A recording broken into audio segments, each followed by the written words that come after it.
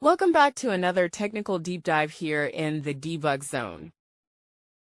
Today we're tackling a big question and breaking it down with insights from other users.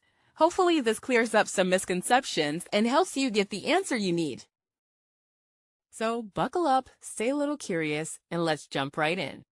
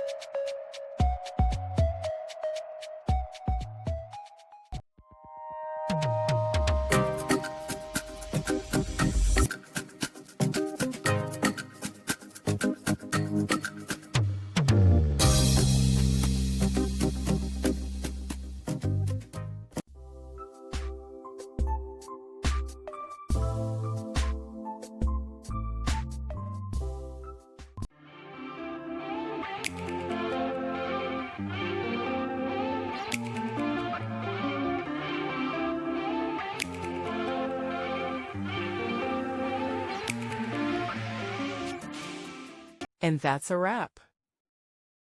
I hope you found the answer you were looking for. If you did, take a second to hit that subscribe button. It really helps out. And let me know in the comments which solution worked best for you.